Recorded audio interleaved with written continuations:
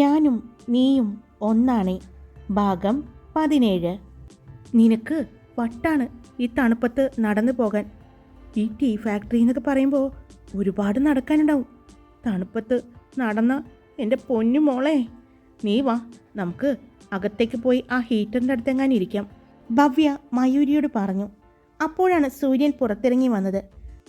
അവൻ റിമോട്ട് കൊണ്ട് അവിടെയുണ്ടായിരുന്ന ഒരു ഷട്ടറിട്ട കെട്ടിടത്തിൻ്റെ അടുത്തേക്ക് നടന്നു. പുറത്തുനിന്ന് റിമോട്ട് പ്രസ് ചെയ്തതും ആ ഷട്ടർ പൊങ്ങി. അതിനുള്ളിൽ ഒരുപാട് വണ്ടികൾ കിടക്കുന്നത് കണ്ടതും മയൂരിയും മാനസിയും ഭവ്യയും ശ്രീരാഗുമെല്ലാം പരസ്പരം നോക്കി. സാറിന് ഇവിടെ വണ്ടികളുടെ ഒരു കളക്ഷൻ തന്നെയുണ്ട്, മാനസി അവരെ നോക്കിക്കൊണ്ട് പറഞ്ഞു. സൂര്യൻ്റെ ലക്ഷറി ബൈക്ക് വരെ അതിലുണ്ടായിരുന്നു. അവൻ അവിടെ ചെന്ന് ഒരു ബ്ലാക്ക് ബെൻസ് എടുത്തിട്ടാണ് വന്നത്. സൂര്യൻ അത് കൊണ്ടുവന്ന് മയൂരിയുടെ മുന്നിൽ നിർത്തി. കോ ഡ്രൈവിംഗ് സീറ്റ് തുറന്നു കൊടുത്തു. മയൂരി എല്ലാവരെയും നോക്കി അതിലേക്ക് കയറി. സൂര്യൻ്റെ കാർ അവിടെ നിന്ന് പോകുമ്പോൾ അവൾ പോയിട്ട് വരട്ടെ എന്ന് എല്ലാവരോടും പറഞ്ഞു. നീ പോയിട്ട് വാ. അതെ, ഞാൻ കുറച്ചു നേരം കൂടി പോയി കിടന്നുറങ്ങാൻ പോവാ, എന്നെ വന്ന് വിളിക്കാൻ നിൽക്കണ്ട എന്ന് പറഞ്ഞ് ഭവ്യ നടന്നു. ഞാനും ഉണ്ട് എന്ന് പറഞ്ഞ് അവളുടെ പുറകെ മാനസിയും പോയി. നമ്മളായിട്ട് എന്തിനാ ഇരിക്കുന്നത്? അയ്യോ, നല്ല തണുപ്പല്ലേ, നമുക്കും പോവാം, വാ, നമുക്കും പോയി കുറച്ചു നേരം മൂടിപ്പൊതച്ച് കിടക്കാം എന്ന് പറഞ്ഞ് ശ്രീരാഗും കെവിനും കൂടി പോയി. സൂര്യനും മയൂരിയും യാത്ര ചെയ്യുമ്പോൾ സൂര്യൻ അവൾക്ക് അവിടെയുള്ള കാര്യങ്ങളെല്ലാം പറഞ്ഞു കൊടുക്കുകയായിരുന്നു. ഓരോ സ്ഥലങ്ങൾ കവർ ചെയ്യുമ്പോഴും ആ സ്ഥലങ്ങളെക്കുറിച്ച് സൂര്യൻ വിശദമായി അവൾക്ക് പറഞ്ഞു കൊടുത്തു. അരമണിക്കൂർ യാത്രയ്ക്കൊടുവിൽ അവർ വലിയൊരു ഗേറ്റിന് മുന്നിൽ വന്നു നിന്നു. സൂര്യൻ്റെ കാറ് കണ്ടതും സെക്യൂരിറ്റി ഗേറ്റ് തുറന്നു. അതിലെ ചെറിയ ഗേറ്റിലൂടെ അവിടെ ജോലി ചെയ്യുന്ന തൊഴിലാളികൾ കയറിപ്പോകുന്നത് മയൂരി കണ്ടു. സൂര്യൻ്റെ കാറ് കാണുമ്പോൾ എല്ലാവരും ബഹുമാനത്തോടെ നോക്കുന്നതും അവൾ കണ്ടു. മയൂരി പുറമേയുള്ള കാഴ്ചകൾ ആസ്വദിക്കുമ്പോൾ സൂര്യൻ അവൾ കൂടെയുള്ള ആ സമയം ആസ്വദിക്കുകയായിരുന്നു. കാറ് എൻട്രൻസിൽ ചെന്ന് നിന്നു. അവൻ ഇറങ്ങി, കൂടെ തന്നെ മയൂരിയും. കാറിൻ്റെ താക്കോൽ സെക്യൂരിറ്റി കൊടുത്തുകൊണ്ട് സൂര്യൻ അകത്തേക്ക് നടന്നു. അപ്പോഴേക്കും അവനെ കണ്ടതും 2-3 പേർ ഓടി അവൻ്റെ അടുത്തേക്ക് വന്നു. സാറ് ഇത്ര നേരത്തെ എത്തുമെന്ന് ഞങ്ങളാരും കരുതിയില്ല, ഒരാൾ പറഞ്ഞു. അയാളുടെ കൂടെയുണ്ടായിരുന്ന ഒരു ലേഡി സ്റ്റാഫ് അവരെ നോക്കി മനോഹരമായി പുഞ്ചിരിച്ചു. സാറിൻ്റെ വിവാഹം കഴിഞ്ഞുവെന്ന് ഞങ്ങൾ അറിഞ്ഞില്ല, ആ പെൺകുട്ടി പറഞ്ഞതും സൂര്യൻ മയൂരിയെ നോക്കി. മയൂരി അതേസമയം തന്നെ സൂര്യനെയും നോക്കി. ആ പെൺകുട്ടിയുടെ കൂടെയുണ്ടായിരുന്ന മറ്റു 2 പേർ ആ പെൺകുട്ടിയെ ഞെട്ടലോടെ നോക്കി. സൂര്യൻ ഒന്നും മിണ്ടാതെ ചെറുതായി ഒന്ന് പുഞ്ചിരിച്ചതേയുള്ളൂ. താൻ ഒരു കാര്യം ചെയ്. എന്താ തൻ്റെ പേര്? സൂര്യൻ പെൺകുട്ടിയോട് ചോദിച്ചു. ഗീത. ഓക്കെ ഗീത, താൻ മയൂരിയെ ഒന്ന് ഇവിടെയെല്ലാം ഒന്ന് കാണിച്ചു കൊടുക്കാമോ? സൂര്യൻ ചോദിച്ചു. അതിനെന്താ സാർ, ഞാൻ മേഡത്തെ എല്ലാവിടെയും കാണിച്ചു കൊടുക്കാം, സന്തോഷത്തോടു കൂടി ആ പെൺകുട്ടി പറഞ്ഞു. ഇവിടത്തെ കഴിയുമ്പോൾ ഞാൻ വിളിക്കാം, അപ്പോൾ താൻ വന്നാൽ മതി, സൂര്യൻ പറഞ്ഞു. അതിന് മയൂരി ഒന്ന് പുഞ്ചിരിച്ചുകൊണ്ട് തലയണക്കി. ആ പെൺകുട്ടിയുടെ അടുത്തേക്ക് ചെന്നു. സൂര്യൻ മയൂരി പോകുന്നത് നോക്കി നിന്നു. പിന്നെ നേരെ അവൻ്റെ ഓഫീസിലേക്ക് നടന്നു. മയൂരി എന്നാണല്ലേ മേഡത്തിൻ്റെ പേര്? നല്ല പേര്, സൂര്യൻ സാറിന് നല്ല ചേർച്ചയുണ്ട്, ആ പെൺകുട്ടി പറഞ്ഞു. ഗീത എന്നല്ലേ പേര് പറഞ്ഞത്? ഗീത, ഞാൻ സൂര്യൻ സാറിൻ്റെ വൈഫല്ല, സാറിൻ്റെ കൊച്ചിയിലെ വില്ല പ്രൊജക്റ്റിൻ്റെ ഇൻറ്റീരിയർ ഡിസൈനറാണ്, അവൾ പറഞ്ഞു. അത് കേട്ടതും ആ കുട്ടി അവിടെ തന്നെ നിന്നു. അയ്യോ, ഞാനത് പറഞ്ഞിട്ട് സൂര്യൻ സാർ ഒന്നും പറഞ്ഞില്ലല്ലോ, ഗീത ചോദിച്ചു. ഇല്ല, കുഴപ്പമൊന്നുമില്ല, ഒന്നും പറഞ്ഞില്ല, സാറും അത് ആ ഒരു രീതിയിലേ എടുത്തിട്ടുണ്ടാവൂ, ആ കുട്ടിയുടെ പേടിയും വെപ്രാളവും കണ്ട് പറഞ്ഞു. ഗീതയുടെ വീട് എവിടെയാണ്? ഇവിടെ അടുത്താണോ? അതെ ചേച്ചി. അയ്യോ മാഡം, ആ കുട്ടി പെട്ടെന്ന് മാറ്റി വിളിച്ചതും വേണ്ട, എന്നെ ചേച്ചിന്ന് തന്നെ വിളിച്ചാൽ മതി, ഇവിടെ അടുത്ത് തന്നെയാണ്, അച്ഛനും അമ്മയും ഈ ഫാക്ടറിയിൽ ജോലി ചെയ്യുന്നുണ്ട്, പിന്നെ ഏട്ടനും ഏട്ടത്തിയും ഉണ്ട്, ഏട്ടത്തി ഇവിടുത്തെ ചെറിയ സ്കൂളിലെ ടീച്ചറാണ്, ഏട്ടൻ ഇവിടുത്തെ ഡ്രൈവറാണ്, ആ പെൺകുട്ടി പറഞ്ഞു. അവർ സംസാരിച്ചു കൊണ്ട് നടക്കുമ്പോൾ അവിടെയുള്ള വിശേഷങ്ങളും കാര്യങ്ങളും എല്ലാം ഗീത മയൂരിയോട് പറഞ്ഞു കൊടുക്കുന്നുണ്ടായിരുന്നു. അവിടെയെല്ലാം ചുറ്റിക്കറങ്ങി അവർ വരുമ്പോഴേക്കും സമയം 1 മണി കഴിഞ്ഞു. മേഡം, ഭക്ഷണം കഴിക്കണ്ടേ? ഗീത ചോദിച്ചു. അയ്യോ സോറി, ഗീതയ്ക്ക് ലഞ്ച് ടൈം ആയല്ലേ, താൻ പോയി കഴിച്ചോളൂ, ഞാനിപ്പോൾ കഴിക്കില്ല, വീട്ടിലെല്ലാവരും ഉണ്ടല്ലോ, വീട്ടിൽ ചെന്നിട്ട് കഴിച്ചോളാം, മയൂരി പറഞ്ഞു. വേണ്ട മേഡം, ഇവിടെ തന്നെ ക്യാൻറ്റീൻ ഉണ്ട്, നല്ല ഭക്ഷണമാണ് നമുക്കെല്ലാവർക്കും, ഇവിടെ നിന്ന് ഫ്രീ ആണ് ഫുഡ്, ആ പെൺകുട്ടി പറഞ്ഞു. ഇത്രയും സ്റ്റാഫുകൾക്ക് ഇവിടെ നിന്ന് ഫ്രീ ആണോ ഭക്ഷണം? മയൂരി അത്ഭുതത്തോടെ ചോദിച്ചു. അതെ മേഡം, ഞങ്ങൾ രാവിലെ 6 മണിക്ക് ഇവിടെ ജോലിക്ക് കയറും, അതുകൊണ്ട് രാവിലത്തെ ബ്രേക്ക്ഫാസ്റ്റ്, ഉച്ചയ്ക്ക് ലഞ്ച്, കോഫി എല്ലാം ഇവിടെ തന്നെ ഫ്രീ ആണ്. അത് സൂര്യൻ സാറിൻ്റെ നിയമമാണ്. വേറെ ഇവിടെയുള്ള ഒരു എസ്റ്റേറ്റിലും ഇങ്ങനെ കൊടുക്കുന്നില്ല. അതുപോലെ തന്നെ ശമ്പളം ആയിക്കോട്ടെ, ബോണസ് ആയിക്കോട്ടെ, നമുക്ക് ഓരോ വിശേഷപ്പെട്ട ദിവസങ്ങളിൽ സാലറിയും ബോണസും കൂടി നല്ലൊരു തുക ഞങ്ങൾക്ക് കിട്ടാറുണ്ട്. ഇവിടെയുള്ള പല എസ്റ്റേറ്റുകളിലും ഫാക്ടറികളിലും എല്ലാം സമരം നടന്നാലും ഇവിടെ മാത്രം അതുണ്ടാകില്ല. കാരണം അതെല്ലാം സൂര്യൻ സാർ ഭംഗിയായി തന്നെ നോക്കും. അതുപോലെ തന്നെ ചേച്ചിക്കറിയോ, ഇവിടുത്തെ ഓരോരുത്തരുടെയും ആവശ്യങ്ങൾക്കുള്ള പേഴ്സണൽ ലോൺ വരെ ഇവിടെ നിന്നും കൊടുക്കുന്നുണ്ട്. അത് അവരുടെ ശമ്പളത്തിൽ നിന്നും ചെറിയ രീതിയിൽ, ചെറിയ തുച്ഛമായ തുകയാണ് അതിൽ നിന്ന് പിടിക്കുന്നത്. ഇവിടെ ജോലിക്ക് കയറാൻ പോലും ഇപ്പോഴും ആളുകൾ ക്യൂ ആണ്. ഗീത വാ തോരാതെ സംസാരിക്കുമ്പോൾ മയൂരി അവൾക്ക് നല്ലൊരു കേൾവിക്കാരിയായി. എന്നാ ചേച്ചി, നമുക്ക് ക്യാൻറ്റീനിലേക്ക് പോയാലോ? ഗീത ചോദിച്ചു. മയൂരി ഒന്ന് ആലോചിച്ചു. സൂര്യൻ സാറിനോട് പറയണ്ടേ എന്നവൾ ആലോചിച്ച് നിൽക്കുമ്പോഴാണ് സൂര്യൻ്റെ കോള് അവളുടെ ഫോണിലേക്ക് വരുന്നത്. മയൂരി, സമയം ഒരുപാടായി, നമുക്ക് ലഞ്ച് കഴിച്ചാലോ? എൻ്റെ ജോലി തീർന്നിട്ടില്ല. നമുക്ക് ഒരു കാര്യം ചെയ്യാം, നമുക്കിവിടുത്തെ ക്യാൻറ്റീനിൽ പോയി ഫുഡ് കഴിക്കാം, സൂര്യൻ പറഞ്ഞു. ഞാൻ സാറിനെ വിളിക്കാനായി ഇരിക്കുകയായിരുന്നു. ഗീതയുടെ ഒപ്പം ഞാൻ ക്യാൻറ്റീനിലേക്ക് പോയിക്കോട്ടെ എന്ന് ചോദിക്കാൻ വേണ്ടി, മയൂരി പറഞ്ഞു. ആണോ? എന്നാൽ താൻ ചെല്ല്, ഞാൻ അങ്ങോട്ട് എത്തിക്കോളാം എന്ന് പറഞ്ഞ് സൂര്യൻ ഫോൺ വെച്ചു. സാറ് അങ്ങോട്ട് വരാമെന്ന് പറഞ്ഞു അല്ലേ? ഗീത ചോദിച്ചു. സാറ് ഇവിടെ വരുമ്പോഴെല്ലാം ക്യാൻറ്റീനിൽ നിന്ന് തന്നെയാണ് ഞങ്ങൾ കഴിക്കുന്ന അതേപോലെ തന്നെയുള്ള ഫുഡാണ് കഴിക്കുന്നത്, ഗീത പറഞ്ഞു. ചേച്ചിക്കറിയോ, ശരിക്കും ചേച്ചിയും സൂര്യൻ സാറും വന്നപ്പോൾ ഭാര്യയും ഭർത്താവാണെന്ന് തോന്നിയത്. രണ്ടുപേരും നല്ല മാച്ചാ, ശ്രീദേവിയും കമൽഹാസനും പോലെ. ഗീത പറയുന്നത് കേട്ടതും മയൂരി അവളെ ദയനീയമായി നോക്കി. ദൈവത്തെ ഓർത്ത് ഇതൊന്നും മറ്റാരും കേൾക്കലേ പറയല്ലേട്ടോ, മയൂരി പറഞ്ഞതും ഗീത പൊട്ടിച്ചിരിച്ചു. രണ്ടുപേരും ഇത്രയും സമയം കൊണ്ട് തന്നെ നല്ല കൂട്ടായിരുന്നു. മയൂരിയുടെ കൈ പിടിച്ചുകൊണ്ട് ഗീത ക്യാൻറ്റീനിലേക്ക് ചെല്ലുമ്പോൾ വലിയ വിശാലമായ ഒരു ഹാളാണ്. എല്ലാവർക്കും ഇരുന്ന് കഴിക്കാനായി നീണ്ട ടേബിളുകളും അതിനോട് ചേർന്ന കസേരകളും എല്ലാം ഇട്ടിട്ടുണ്ട്. ഒരു കല്യാണ സദ്യയ്ക്ക് പോയിരിക്കുന്നത് പോലെയാണ് മയൂരിക്ക് തോന്നിയത്. എല്ലാവർക്കും ഒരുപോലെ തന്നെ ഭക്ഷണം വിളമ്പിക്കൊടുക്കുന്ന ക്യാൻറ്റീൻ, യൂണിഫോം ഇട്ട സ്റ്റാഫുകൾ. വാ ചേച്ചി എന്ന് പറഞ്ഞ് അവിടെയുള്ള ഒരു സീറ്റിലേക്ക് ഗീത അവളെ കൊണ്ടുപോയി ഇരുത്തി. അപ്പോഴേക്കും അവരുടെ മുന്നിലേക്ക് നല്ല ഇളം പച്ച നിറത്തിലുള്ള വാഴയില കൊണ്ടുവന്നിട്ടു. അതിൽ നല്ല ചൂട് ചോറും മധുരമുള്ള സാമ്പാറും രസം, തൈര്, തോരൻ, അച്ചാറ്, അവിയൽ, പപ്പടം ഇതൊക്കെയായിരുന്നു. അതിൻ്റെ കൂടെ സ്പെഷ്യൽ വേണ്ടവർക്ക് സ്പെഷ്യൽ വാങ്ങാം, അതിൻ്റെ ക്യാഷ് സെപ്പറേറ്റ് കൊടുക്കണം. ഗീത അവൾക്ക് കാര്യങ്ങൾ പറഞ്ഞു കൊടുത്തു. അവർ സംസാരിച്ചു കൊണ്ടിരിക്കുമ്പോൾ അവരുടെ ഇലയിലേക്ക് ഭക്ഷണമെല്ലാം വിളമ്പി തുടങ്ങിയിരുന്നു. അപ്പോഴാണ് അവിടെ നിന്നും സൂര്യനും 2 സ്റ്റാഫുകളും കൂടി വരുന്നത് ഗീതയും മയൂരിയും കാണുന്നത്. മേഡം, സൂര്യൻ സാറിൻ്റെ ഒപ്പം വരുന്ന ഒരാൾ ഇവിടുത്തെ മാനേജർ. ആളുടെ കൂടെ വരുന്ന ആ ചെറുപ്പക്കാരനില്ലേ, അതാണ് ഇവിടുത്തെ അക്കൗണ്ട്സ് മാനേജർ, ഗീത മയൂരിക്ക് പറഞ്ഞു കൊടുത്തു. സൂര്യൻ നടന്ന് മയൂരിയുടെ അടുത്ത് വന്നിരുന്നു. അപ്പോഴേക്കും സൂര്യനും ഇല ഇട്ടുകൊടുത്തു. ഭക്ഷണം വിളമ്പി. എങ്ങനെയുണ്ട്, കണ്ടോ? സൂര്യൻ മയൂരിയോട് ചോദിച്ചു. കണ്ടു, ഒരുപാട് ഇഷ്ടമായി, അവൾ പറഞ്ഞു.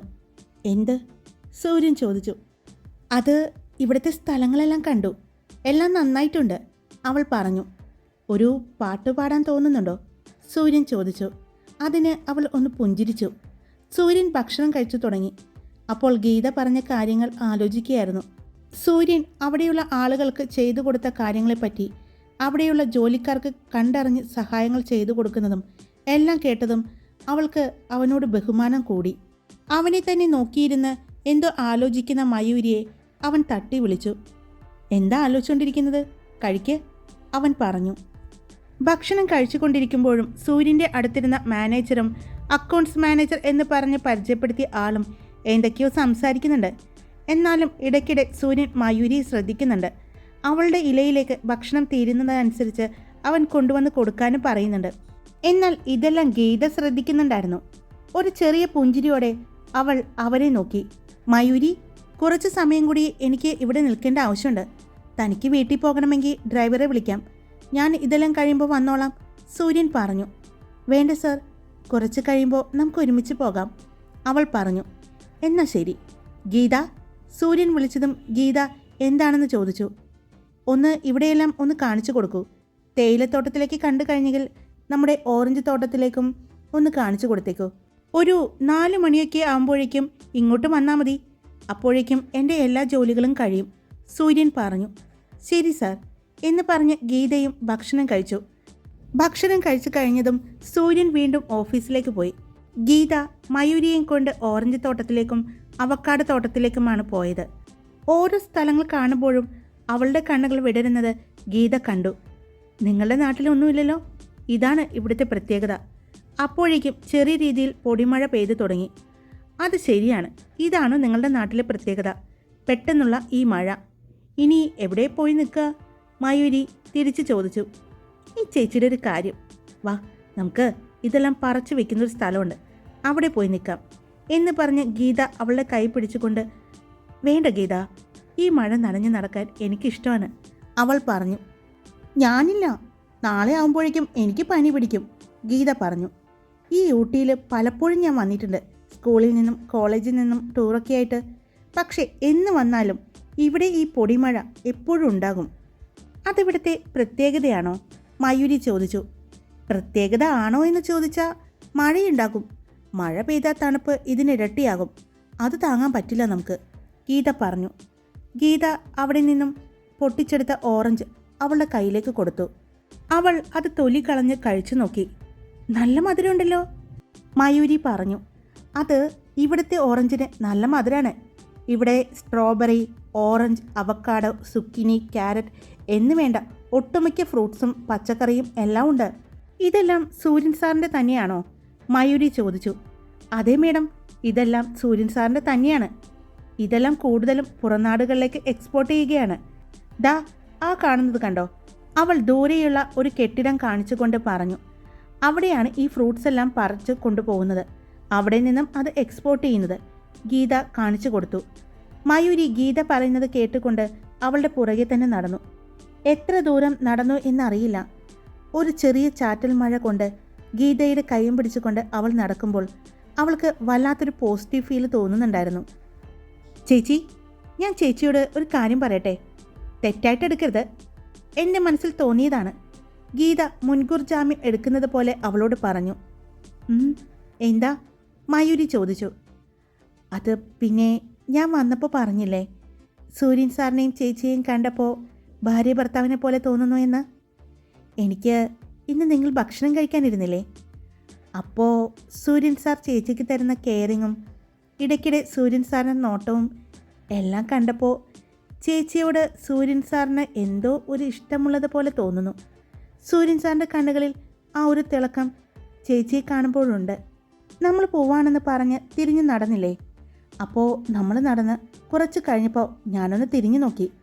സൂര്യൻ സാറ് ചേച്ചിനെ തന്നെ നോക്കി നിൽക്കുന്നത് ഞാൻ കണ്ടു, അവൾ പറഞ്ഞു. എൻ്റെ പൊന്നു ഗീത, സൂര്യൻ സാറിനെ പോലെയുള്ളവർ എവിടെ നിൽക്കുന്നു? നമ്മളെപ്പോലെയുള്ള സാറിൻ്റെ ജോലിക്കാർ എവിടെ നിൽക്കുന്നു? വെറുതെ ആവശ്യമില്ലാത്തത് പറയണ്ട. ഇതെങ്ങാനും ആരെങ്കിലും കേട്ടാ നിന്റെ പണി മാത്രമല്ല എൻ്റെ പണിയും പോകും. ഒരു തമാശ പോലെ മയൂരി അത് പറഞ്ഞ് അവിടെ നിർത്തി. അവൾ ആ വിഷയം മാറ്റാൻ എന്നതുപോലെ, നിങ്ങളുടെയൊക്കെ ഒരു ഭാഗ്യമാണല്ലേ ഇവിടെ ജീവിക്കാൻ പറ്റുന്നത്. അറിയില്ല എൻ്റെ ചേച്ചി, രാവിലത്തെ തണുപ്പ് സഹിക്കാൻ പറ്റില്ല. ശരിക്കും നല്ലത് കേരളം തന്നെയാണ് ചേച്ചി. ദൈവത്തിൻ്റെ സ്വന്തം നാട് എന്ന് പറയുന്നില്ലേ, അത് ശരിക്കും ദൈവത്തിൻ്റെ സ്വന്തം നാട് തന്നെയായിട്ടാണ്. ജീവിക്കാൻ പറ്റിയ കാലാവസ്ഥ കേരളത്തിലാണ്, ഗീത പറഞ്ഞു. കുറച്ച് കഴിഞ്ഞതും അവളുടെ കയ്യിലെ ഫോൺ റിങ് ചെയ്തു. മയൂരി ഫോൺ എടുത്ത് നോക്കിയപ്പോൾ അത് സൂര്യനാണെന്ന് കണ്ടു. ഫോൺ എടുത്തു. മയൂരി, കഴിഞ്ഞു, ഇങ്ങോട്ട് വരുന്നോ അല്ലെങ്കിൽ ഞാൻ അങ്ങോട്ട് വരണോ?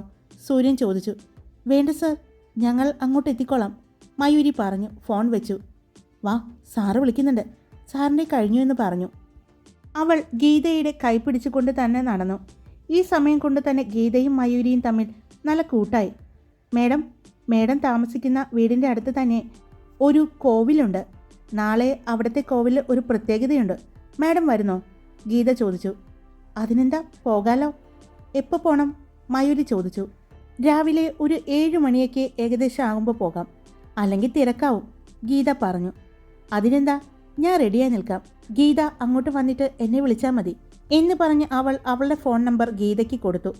അവർ രണ്ടുപേരും ചെല്ലുമ്പോൾ കണ്ടു സൂര്യൻ ഫോണിൽ സംസാരിച്ചു കൊണ്ട് നിൽക്കുന്നത്. അല്പം ദേഷ്യത്തിലാണെന്ന് അവൾക്ക് തോന്നി. ഫോൺ കട്ട് ചെയ്തുകൊണ്ട് സൂര്യൻ അവളുടെ അടുത്തേക്ക് വന്നു. പോകാം, ഗൗരവത്തിൽ തന്നെയാണ് ചോദിച്ചത്. പോകാമെന്ന് അവളും പറഞ്ഞു. അവൾ ഗീതയോട് യാത്ര പറഞ്ഞ് മയൂരിയും കാറിലേക്ക് കയറി. തിരിച്ച് ഡ്രൈവ് ചെയ്യുമ്പോൾ ഇങ്ങോട്ട് വന്ന ആ സന്തോഷം സൂര്യൻ്റെ മുഖത്തിൽ നിന്ന് മനസ്സിലായതും അവൾ ചെറിയൊരു പേടിയോടെ തന്നെ എന്താ സാർ, എന്തെങ്കിലും പ്രശ്നമുണ്ടോ സൂര്യനോട് ചോദിച്ചു. അവൻ മയൂരിയെ ഒന്ന് നോക്കി. അവൻ്റെ ദേഷ്യം നിയന്ത്രിക്കാൻ എന്നതുപോലെ ദീർഘനിശ്വാസം എടുത്തു. ആർച്ച, അവൾ ഇങ്ങോട്ട് എത്തിയിട്ടുണ്ട് എന്ന് സൂര്യൻ പറഞ്ഞു. ആർച്ച മേഡം സാറിൻ്റെ ഫ്രണ്ടല്ലേ? മയൂരി ചോദിച്ചു. ഫ്രണ്ടൊക്കെയാണ്, പക്ഷേ എനിക്കെന്തോ. അത്രയും പറഞ്ഞ് അവൻ നിർത്തി. പിന്നീട് അവളും ഒന്നും സംസാരിക്കാൻ പോയില്ല. സൂര്യൻ വണ്ടിയിൽ പാട്ട് വെച്ചു. നല്ല റൊമാൻറ്റിക് മെലഡി ഹിന്ദി സോങ് ആയിരുന്നു. ആ പാട്ട് കേട്ട് അവളും ചെറിയൊരു മൂളലോടെ ആ വണ്ടിയിൽ ഇരുന്നു. അവളുടെ കണ്ണുകൾ ചുറ്റുമുള്ള ഓരോ സ്ഥലത്തിൻ്റെയും ഭംഗി ആസ്വദിച്ചുകൊണ്ട് ആ പാട്ടിലും മുഴുകി അവൾ ഇരിക്കുമ്പോൾ അവളെ ഇടയ്ക്ക് ശ്രദ്ധിച്ച് സൂര്യനും ഒരു ചെറിയ പുഞ്ചിരിയോടെ കാറ് ഡ്രൈവ് ചെയ്തുകൊണ്ടിരുന്നു. മയൂരി അടുത്തിരിക്കുമ്പോൾ എത്ര ദേഷ്യമാണെങ്കിലും അത് മാഞ്ഞു പോകുന്നത് പോലെ അവന് തോന്നി. അവനും ചെറിയൊരു പുഞ്ചിരിയോടെ കാറിൽ നിന്ന് കേൾക്കുന്ന ആ പാട്ട് മൂളിപ്പാട്ടായി പാടിക്കൊണ്ട് അവനും കാറ് ഡ്രൈവ് ചെയ്തു. അവർ വീട്ടിലെത്തുമ്പോൾ കണ്ടു അവിടെ കിടക്കുന്ന ആർച്ചയുടെ കാറ്. അത് കണ്ടതും സൂര്യൻ്റെ മുഖം വീണ്ടും ദേഷ്യം കൊണ്ട് വലിഞ്ഞു മുറുകുന്നത് മയൂരി ശ്രദ്ധിച്ചു. മയൂരി കാറിൽ നിന്നും ഇറങ്ങുമ്പോൾ മഴ പെയ്യുന്നുണ്ട്. സൂര്യനും കാറിൽ നിന്നും ഇറങ്ങി. ആ സമയം തന്നെയാണ് ആർച്ച പുറത്തേക്ക് വരുന്നത്. അവൾ വരുമ്പോൾ കാണുന്നത് സൂര്യനും മയൂരിയും ഒരുമിച്ച് കാറിൽ നിന്നും ഇറങ്ങി വരുന്നതാണ്. മഴ പെയ്യുന്നുണ്ടെങ്കിലും രണ്ടുപേരും ആ മഴയിൽ നനഞ്ഞുകൊണ്ട് തന്നെയാണ് കയറി വരുന്നത്. അത് കണ്ടു നിന്ന ആർച്ചയ്ക്ക് വല്ലാത്ത ദേഷ്യം തോന്നി. അവൾ മയൂരിയെ ഒന്ന് കനപ്പിച്ചു നോക്കി. അവളുടെ നോട്ടം മയൂരിയും കണ്ടു. മയൂരി മാത്രമല്ല, സൂര്യനും. അവൻ അവളുടെ അടുത്ത് ചെന്നതും നീ എന്താ ഇങ്ങോട്ട് വന്നത്? സൂര്യൻ ചോദിച്ചു. നീ എന്താ എന്നോട് പറയാതെ പോന്നത്? പറഞ്ഞിരുന്നെങ്കിൽ ഞാനും വരുമായിരുന്നില്ലേ? അവൾ ചോദിച്ചു. ഞങ്ങൾ ഫാമിലി ടൂർ വന്നതാണ്. ടൂർ മാത്രമല്ല, ഞാൻ എൻ്റെ ഒരു ബിസിനസ് ആവശ്യത്തിന് വേണ്ടി വന്നതാണ്. അപ്പോൾ എല്ലാവർക്കും വരണമെന്ന് പറഞ്ഞു കൂടെ കൂട്ടി, അത്രയേ ഉള്ളൂ. അതിൽ നിന്നെ വിളിക്കണമെന്ന് എനിക്ക് തോന്നിയില്ല, സൂര്യൻ പറഞ്ഞു. കഷ്ടമുണ്ട് കേട്ടോ സൂര്യ, ഞാൻ ഇത്രയും അടുത്ത് കൂട്ടായിട്ട് നീ എന്നോട് ഒരു വാക്ക് പറഞ്ഞില്ലല്ലോ. മുമ്പ് എപ്പോഴോ ഇങ്ങോട്ട് വന്ന ഒരു ഓർമ്മയിൽ ഞാനിങ്ങോട്ട് പോരുകയായിരുന്നു. ആരെയും വിളിച്ചിട്ട് ഫോൺ എടുക്കുന്നുണ്ടായിരുന്നില്ല. നിന്നെ എത്ര തവണ ഞങ്ങൾ വിളിച്ചു എന്നറിയോ? ഞങ്ങളോ? സൂര്യൻ മുഖം ചുളുക്കിക്കൊണ്ട് ചോദിച്ചു. ആ, ഞാനും എൻ്റെ കസിൻസും ഉണ്ട്, അവൾ പറഞ്ഞു. നീ തന്നെ ഇങ്ങോട്ട് പറയാതെ വന്നത്, പിന്നെ നീ നിൻ്റെ കസിൻസിനെയും കൊണ്ടുവന്നോ? സൂര്യൻ ചോദിച്ചു. അത് പിന്നെ ഇത്രയും ദൂരമല്ലേ, ഒറ്റയ്ക്ക് ഡ്രൈവ് ചെയ്യാൻ മടിയായത് കൊണ്ടാ. ദാ ഈ വരുന്നവരാ എന്ന് പറഞ്ഞ് അവൾ 2 പെൺകുട്ടികളെ കാണിച്ചു കൊടുത്തു. ഇത് ദീപ്തി, എൻ്റെ ഒപ്പം FM-ൽ തന്നെ വർക്ക് ചെയ്യുന്നതാണ്. ഇത് ഷാലു, ആളും ഞങ്ങളുടെ ഒപ്പം തന്നെയാണ്. അവൾ സൂര്യന് പരിചയപ്പെടുത്തി കൊടുത്തു. എന്നാൽ സൂര്യൻ അവരെ നോക്കി ഒന്ന് ചെറിയ പുഞ്ചിരി നൽകിക്കൊണ്ട് വേഗം അകത്തേക്ക് കയറിപ്പോയി.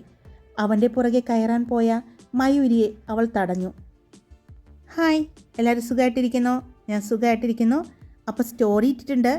എല്ലാവർക്കും ഇഷ്ടപ്പെട്ട ലൈക്ക് ചെയ്യുക, നിങ്ങളുടെ അഭിപ്രായങ്ങൾ പറയുക. പിന്നെ സബ്സ്ക്രൈബ് ചെയ്യാതെ കേൾക്കുന്നവരുണ്ടെങ്കിൽ സബ്സ്ക്രൈബ് ചെയ്ത് സപ്പോർട്ട് ചെയ്യുക. Love you all. It's me Karthika.